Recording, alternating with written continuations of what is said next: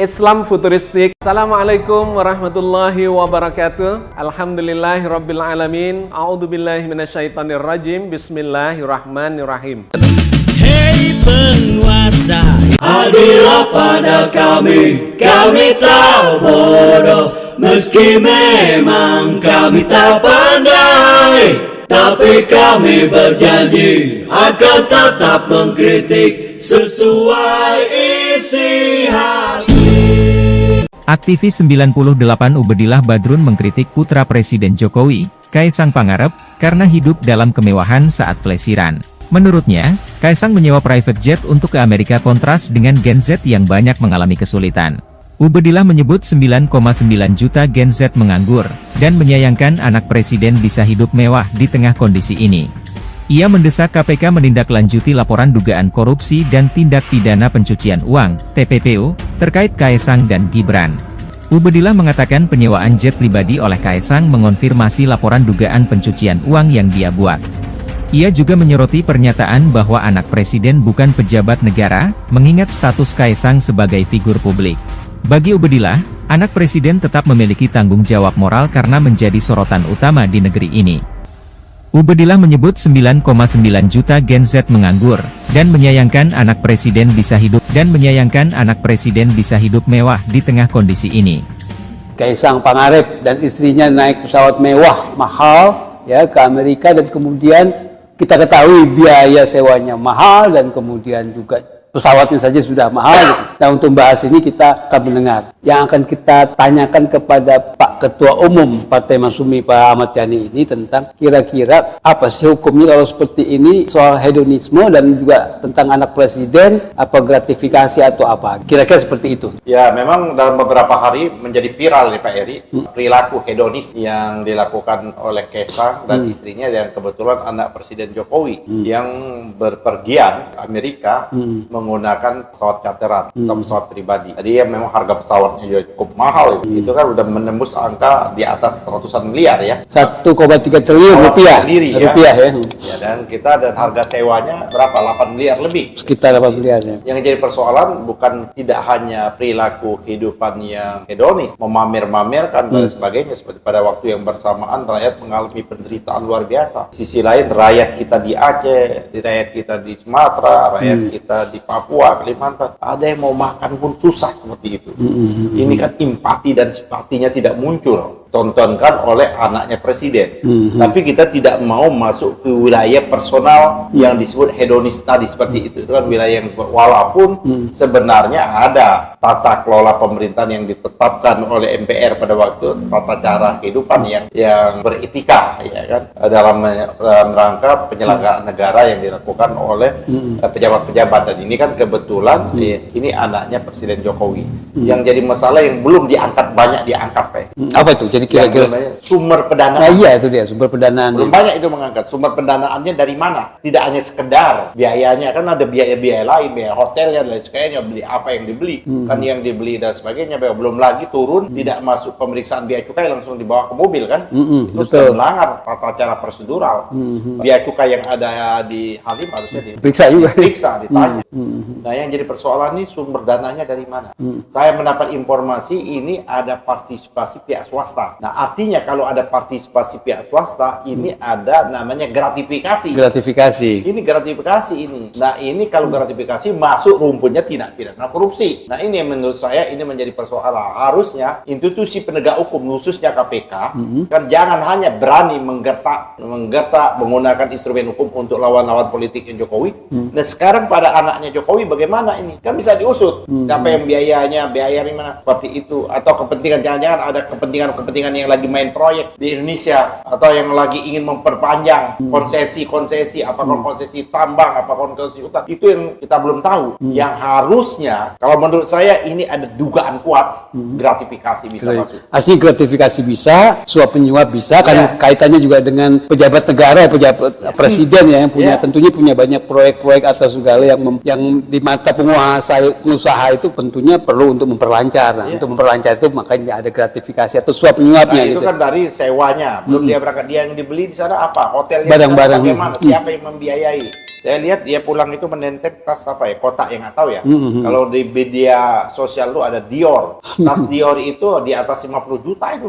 Ada lagi itu dorongan bayi dan lain sebagainya. Saya nggak tahu apa itu yang disebut oleh Ibu Megawati dalam pidatonya yang menggebu-gebu kemarin itu. Seorang anak presiden yang bla bla bla bla. Apa yang dimaksud ke Kaisang saya nggak paham. Tapi ini kita harus minta kepada penyidik KPK atau institusi KPK ya KPK lah untuk segera menindaklanjuti paling tidak full bucket dulu deh pengumpulan barang-barang keterangan barang bukti dan keterangan Pak Eri. Masalahnya kan Jokowi sendiri ya, artinya kan nggak punya empati, nggak bisa mendidik anak-anaknya untuk sabar dulu, jangan kemana-mana dulu. Ini kondisi sudah banyak dilaporkan dulu juga ini, makanya dulu kan pernah dilaporkan Ubedillah Badrun. Iya. Kan bagaimana di dalam ini ternyata ada transaksi yang diduga mendapat suntikan dana dari yang lagi berperkara di Mahkamah Agung yang menyangkut asal denda tentang lingkungan seperti itu. Nah, ini sekarang ini apa seperti itu. Nah, jadi menurut saya ini tidak hanya sekedar kehidupan memang hedonis itu juga jelas dia ya kan bagaimana dia mempraktekkan pola hidup gaya hidup yang betul-betul hedonis Jesuit gitu kan. Dia set seperti itu di tengah-tengah penderitaan rakyat. Itu sisi yang lain itu Pak Eri. Satu sisi. Tapi sisi yang lain yang tidak kalah penting harus mengusut sumber pendanaannya ini dari mana. Ini siapa yang paling ini? Kejaksaan, KPK? Kalau saya nggak usah, kita KPK saja. Langsung KPK. Kalau masalahnya KPK ini benar ini membuktikan juga sekaligus KPK membuktikan bahwa dia bukan under control Jokowi. Buktiin dong. Harus buktiin ya. Iya dong. Dia berani artinya. Kalau oke. Enggak yang kasusnya Ubaidah Badrun aja belum. Nah, belum sampai sekarang. Ubaidah belum terbuka. Belum lagi kasus-kasus yang lain. Kan dia mendapat juga suntikan dana. Pada waktu itu bagaimana mendapat suntikan puluhan miliar kan?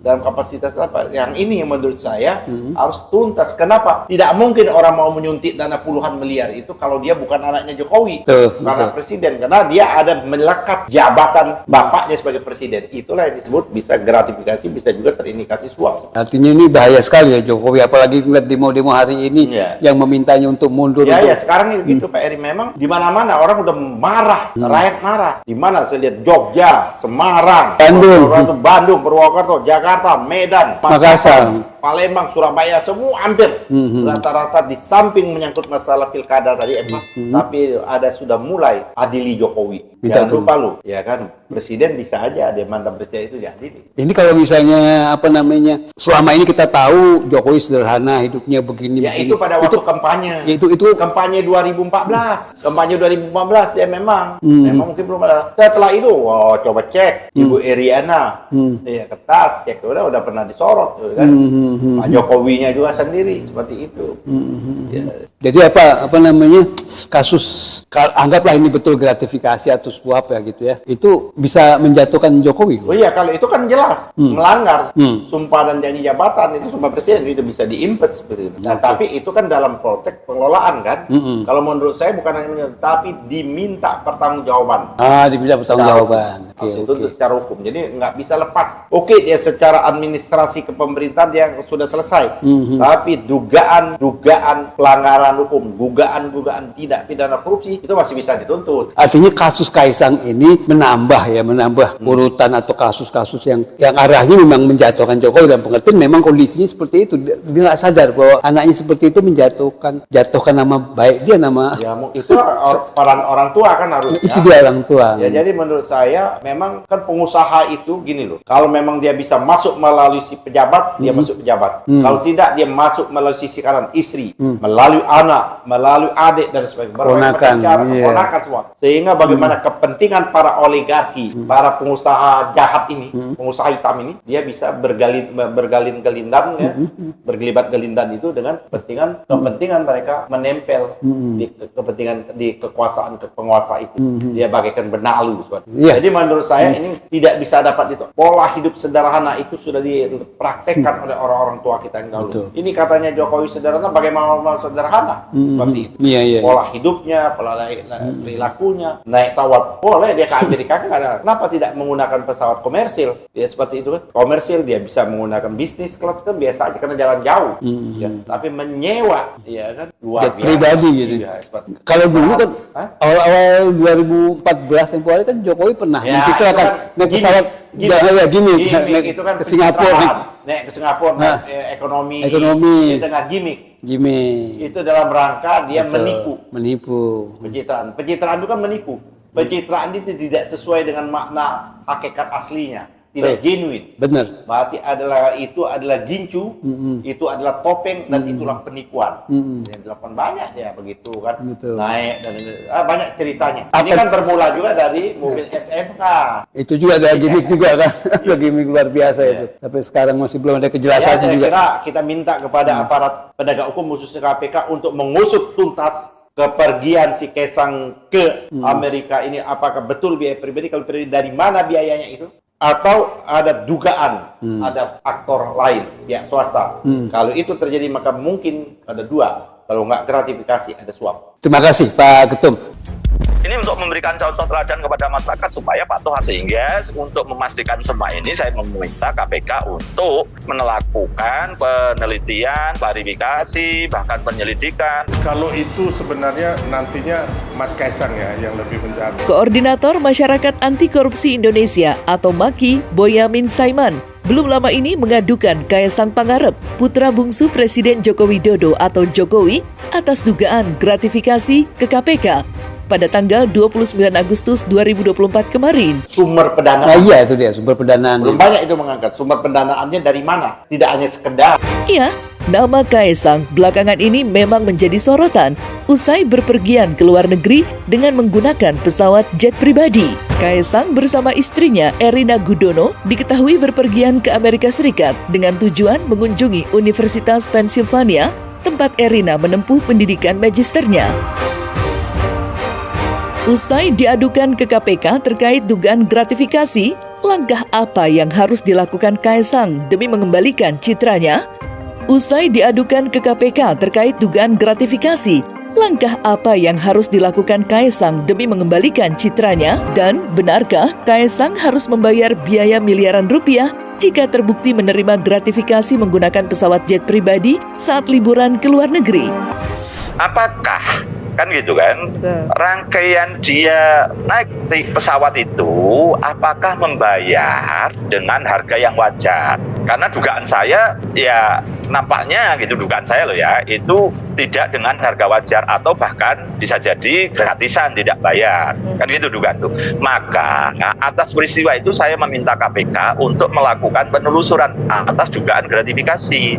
Kenapa? Apapun Kaisang itu tidak bisa dilepaskan kepada bapaknya Presiden maupun pada kakaknya ya wali kota. Nah, dasar pemikiran saya itu adalah standar di Kementerian Agama RI, bahwa anak atau istri yang mendapatkan tiket karena diduga terkait dengan pejabat negaranya itu juga bisa dikategorikan gratifikasi.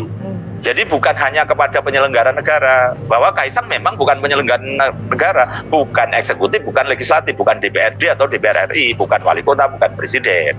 Tapi ini apapun kan dia tetap bisa, bahasa saya dikaitkan dengan bapaknya atau kakaknya. Sehingga untuk memastikan semua ini saya meminta KPK untuk melakukan penelitian, klarifikasi, bahkan penyelidikan atas dugaan gratifikasi. Selain saya meminta pada KPK, meminta juga pada Kaisang untuk segera melapor kepada KPK jangka waktu 30 hari, artinya ini kan tanggal 21 kemarin peristiwanya, antara sekitar itulah 15 sampai 21 Agustus. Ya sebelum tanggal 15 September nanti, Kaisang mendatangi KPK menyampaikan peristiwanya dan meminta pendapat apakah yang didapatkan tadi termasuk gratifikasi atau bukan. Kalau termasuk gratifikasi maka dia akan diminta menyerahkan uang senilai biaya yang didapatkan tadi. Karena ini private jet, berapa? Ada yang mengatakan 4 miliar. Menurut saya perlu dihindari dan kemudian diambil momentumnya untuk membersihkan diri dengan cara datang KPK. Kalau memang itu dianggap oleh KPK, penilaian KPK itu sesuatu yang tidak layak diterima, ya udah tinggal dibayar aja, diganti, selesai. Dan itu memberikan teladan yang baik, dan itu tadi memberikan nilai kredit poin kepada Kaisang begitu hebatnya, akan dikenang sepanjang hidupnya dia. Semoga Allah senantiasa menuntun kita di jalan yang diridhoinya. Amin, amin, amin ya rabbal alamin. Ya rabbal alamin. Aku qouli hadza, astaghfirullah li wa lakum. Wassalamualaikum warahmatullahi wabarakatuh. Terima kasih.